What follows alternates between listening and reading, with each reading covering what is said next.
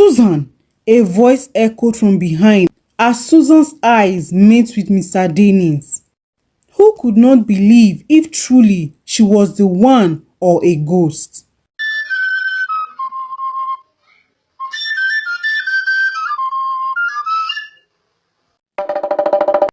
Susan and Mirabel grew up in a small quiet village as orphans. Facing their trials, they struggled through life alone. Susan was the oldest, always looking out for Mirabel. They were very beautiful girls. Susan did not mind living in the village. She worked hard enough to take care of herself and her sister. Mirabel, on the other hand, had always dreamt of moving to the city, a place different from the four corners of the village. Susan found love with a young handsome man named Akin, whom shared the same story with her. Akin was an orphan too. He was hardworking and together they all lived under the same roof. However, things took a bad turn when Susan had her first child, Bamidele. Their income ceased all of a sudden. Customers stopped patronizing them. Their crops in the farm all went bad, leaving them at a great loss. This drove the family into hardship. Susan took on menial jobs, which Mirabel assisted her with most of the time when she was not babysitting Bamidele. Few weeks passed, still Akin was not able to get a job. For no reason, people were not willing to employ him, and so he came up with an idea. One evening, as they were all gathered, he told his wife that he would love to follow his passion of being a goldsmith. Maybe now that I have no job, it's time for me to follow my dream and do what I love the most, Akin said. Susan was shocked. How would you get such capital to start that business? Moreover, gold is not cheap. I know the business is lucrative, but we cannot afford it, Susan replied. Maybe you should start with normal metals before you can proceed with gold. I heard the popular jewelry maker comes from a far village. If you can put this through, it will be very big. I can help with the beads and other crafts too, Mirabel said. This came as a good idea. Few days later, Akin set up a small shop and began crafting metals into beautiful pieces. Akin would do the metals while Mirabel would place the beads. They were beautiful pieces, but they made no sale as the rich did not want to use anything that was not gold, while the poor simply could not afford their jewelries. Weeks passed, still, they had just few sales, barely enough to make up for the raw materials used. This troubled the family so much, but they kept on pushing. One day, as they were all going about with their day, a white tourist from a foreign land came into the shop. He was going around the village when he sighted a beautiful piece from Akin's shop. He admired the craft and asked who made them. Akin responded as he complimented him.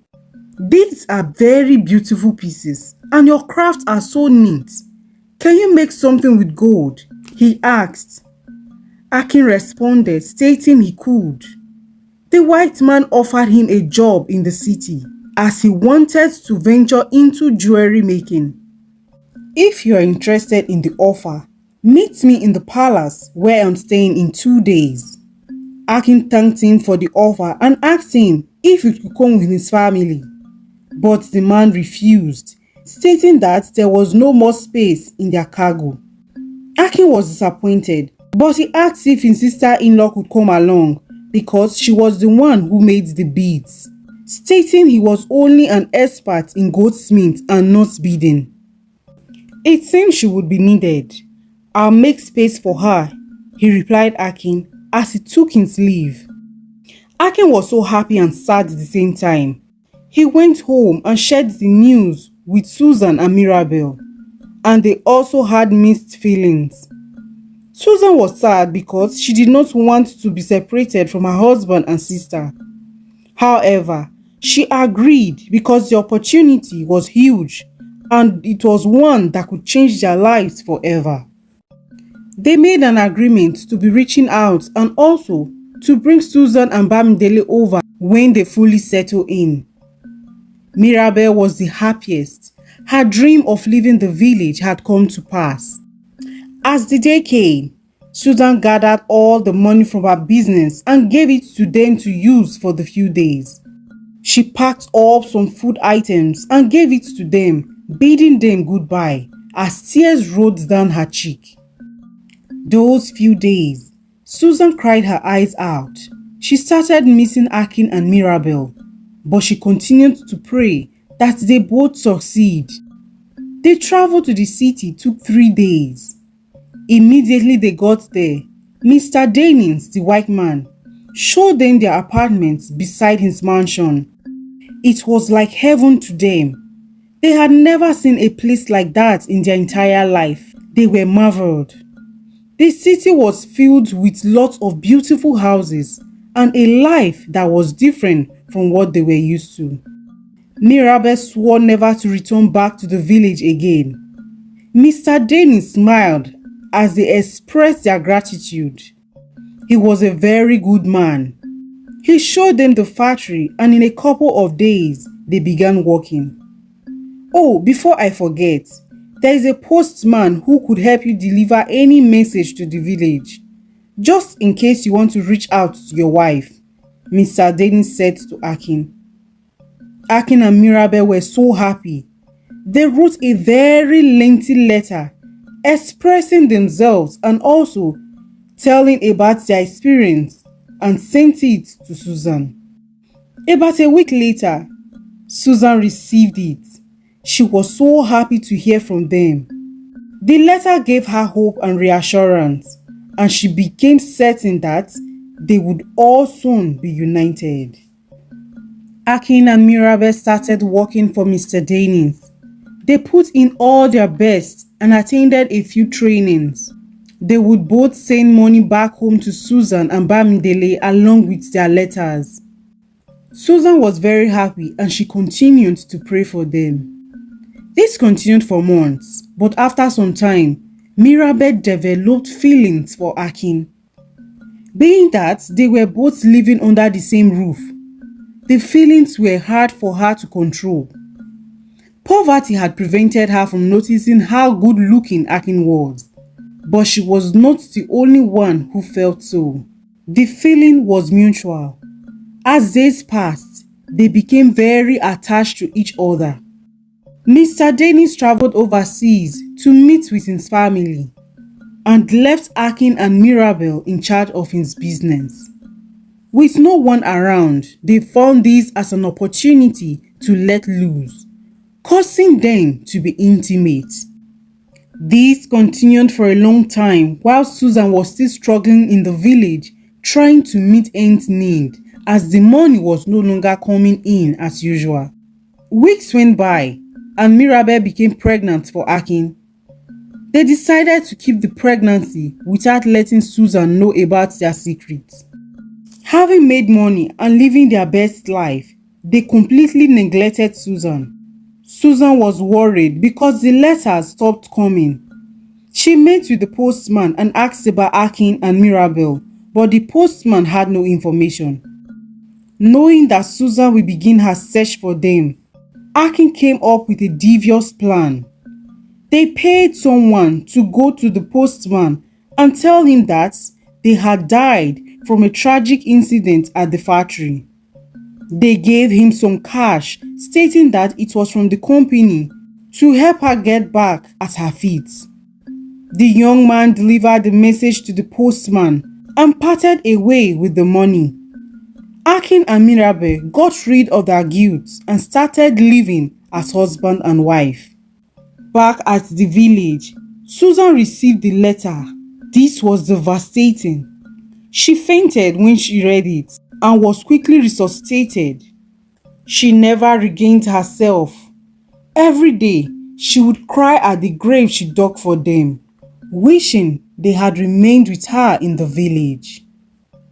Days turned into weeks and weeks into months.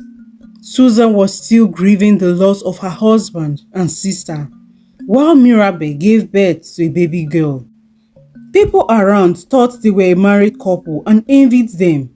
They were well respected. The company was doing well, and so was Akin, Mirabel, and their daughter Simi. A couple of years passed, and Mirabel had another child.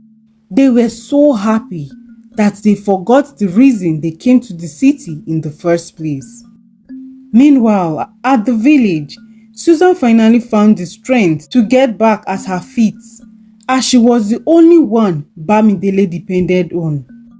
Her son became her only source of joy. She did all she could to give him a good life. Susan was very pretty. It did not take long before suitors started pursuing her, but she turned them down, stating that she would want to focus only on herself and her son and lean on the memories she shared with Akin. The white man had just brought the child training center into the neighboring village. Susan saw that as an opportunity to get an education. She went to school alongside her son. She wanted him to have a decent life that did not involve hardship. Susan did excellently well, and in 3 years, she became a teacher in the village, which was a great benefit to her son and the villagers. She earned the people's respect and soon became an example for young girls in the village. Susan worked very hard, providing everything her son ever wanted. At 15, Bamidele acquired a skill in goldsmithing. He had heard a lot of wonderful things about his father. Although he had no idea how he looked, Bamidele lived a life that he would be proud of. He dreamt of being a goldsmith and jeweler like his father and auntie. But Susan advised him to get an education so he could own his own company like Mr. Dennis. Few years later, Bamidele graduated basic school and it was time to further his education. The only way to do so was to go to the city. Susan wanted the best for him, so she gave him the money she had been saving, shared words of wisdom and prayed for him as he departed for the city. She continued teaching in the village and making changes in people's lives. Meanwhile, Akin and Mirabel, now consumed with greed, started living extravagantly. They began to embezzle the company's funds, which made the company lose a lot of money on a daily basis. Not too long, tragedy struck. Mr. Dennis lost his wife and only child. He decided to return back to Nigeria as life abroad became too lonely. On getting back, he found the disaster Akin had made. They had wasted the company's funds and converted Mr. Dennis's mansion into theirs, hoping he would never return. This act triggered Mr. Dennis and he immediately fired them. After a series of begging, Mr. Dennis showed no mercy. He became even disappointed when he learnt about Akin and Mirabel's affair, but they told him that it started after Susan's death. On hearing this, Mr. Dennis felt pity for them, wondering how hard it would have been to lose a wife and son, considering he too was still mourning his family. For this sake, he forgave them and gave them a second chance to right all their wrongs. Back at Bamidele's school, he did excellently well in his academics, but even did better in his jewelry making. Soon, he became popular in Lagos. When Mr. Dennis heard of him, he offered him a part-time job at the company with a good pay. Bamidele was introduced to Mr. Akin as the new staff in the company. It was the weirdest scene. Both father and son had no knowledge of each other. Akin was not able to recognize his son, and neither did Mirabel. As days went by, Bamidele did well at work, His crafts were extraordinary, which made Mr. Dennis regard him highly. But Akin was not pleased. He hated it whenever Bamidele was praised and appreciated because he had always been the best. Akin and Mirabel hated him and tried all they could to get rid of him, but it was to no avail. Akin once burnt his finger with an iron, pretending it was an accident, but Bamidele forgave him regardless. Mr. Dennis started noticing everything that was happening and knew he could no longer trust Akin. As time went by, Mr. Dennis became attached to Bamidele. He reminded him of his late son. One day, he asked Bamidele about his family. Bamidele told him everything about his mother, stating that he lost his father when he was still a child. Mr. Dennis felt sad for him and wondered how hard it must have been for them. Bamidele was an asset to him. He had done a great job in bringing the company back to its glory, and so he promised to bring his mother to the city and give them a good life. Mr. Dennis was surprised when he learned that Bamidele was from Sako village. "I know of someone that can go over and bring your mother. That place is like my home too," he said to Bamidele as he was so happy for his mother to come to the city.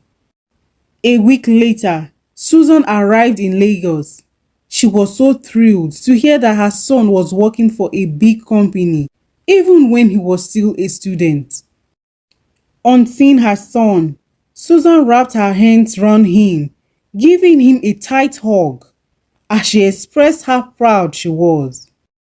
"Susan," a voice echoed from behind as Susan's eyes met with Mr. Dennis, who could not believe if truly she was the one or a ghost. Susan was shocked to see him too.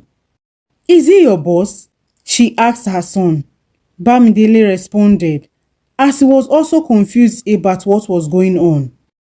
Susan walked towards Mr. Dennis. "I heard about what happened at the company years ago. I am happy nothing happened to you. This is not how we all planned it, but God knows best, and they are at rest now. Thank you so much for the opportunity you gave to my husband and sisters years ago.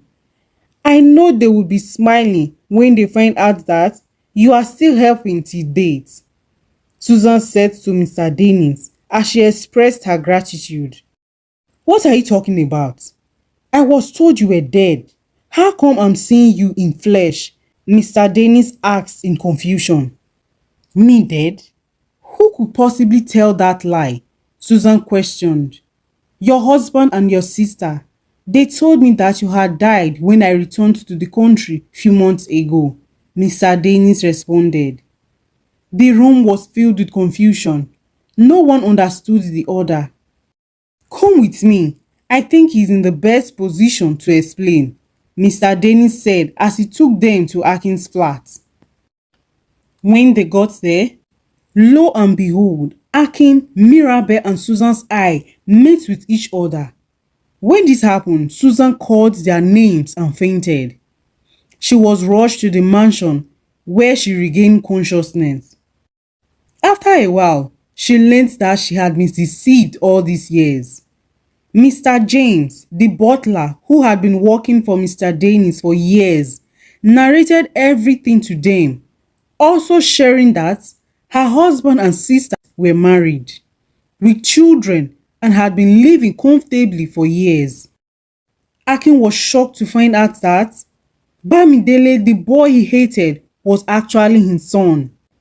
Akin and Mirabel tried apologizing, but Susan burst into laughter, one that was filled with so much pain. "I was such a fool to have trusted you both.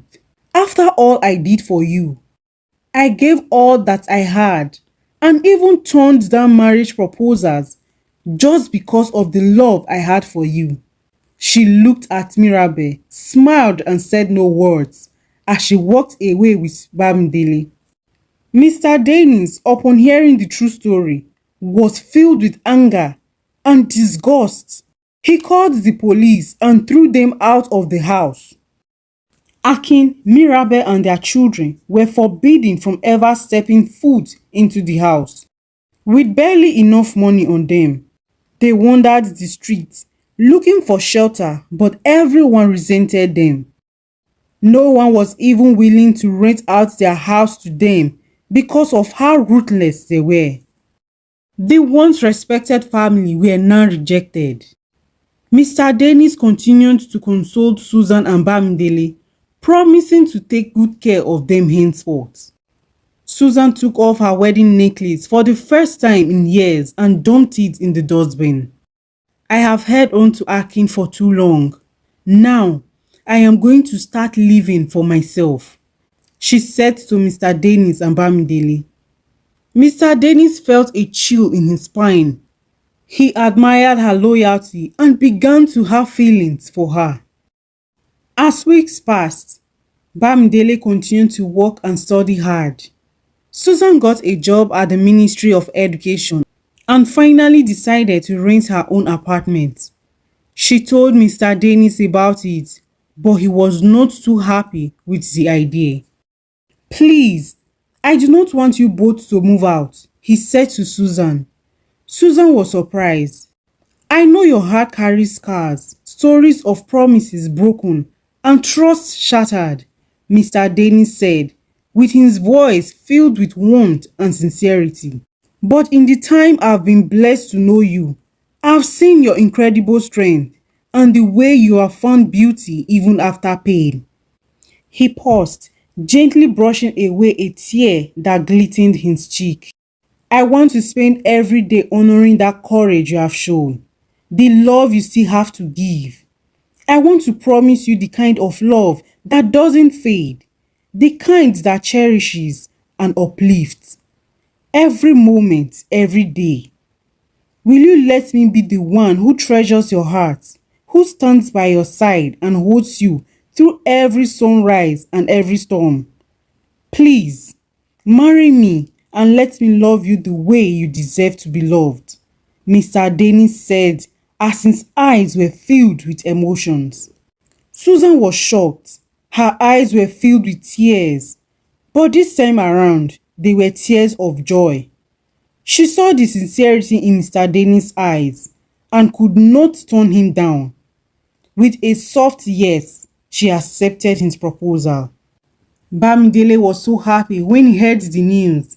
He had always wanted a father like Mr. Dennis, and fortune indeed smiled at him. Mr. Dennis threw an engagement party in the mansion to celebrate the love of his life. When Akin and Mirabel heard of this, they came to beg her so they could be on her good side, but Susan rejected them. You made it clear that you were dead years ago. I want you to keep it that way. I dug a grave for you both, so to me, you both are dead and I have no plans of associating with ghosts. Henceforth, you don't exist and I don't ever want to see you in my house or close to my family again, Susan said as she ordered the security to throw them out. Few days later, Susan and Mr. Dennis got married. Bamidele changed his name from Akins to Dennis. After his graduation, Mr. Dennis entrusted the company to Bamidele, his newfound son, and they lived happily ever after, while Akin and Mirabel faded away, moving from one street to the other, looking for food to eat. This is the end of this story. Thank you for listening to today's story. Do you think situations like this still happen in the world today? Leave a comment below and do not forget to like and subscribe for more amazing stories. We love and appreciate you, and I would love to see you in our next story.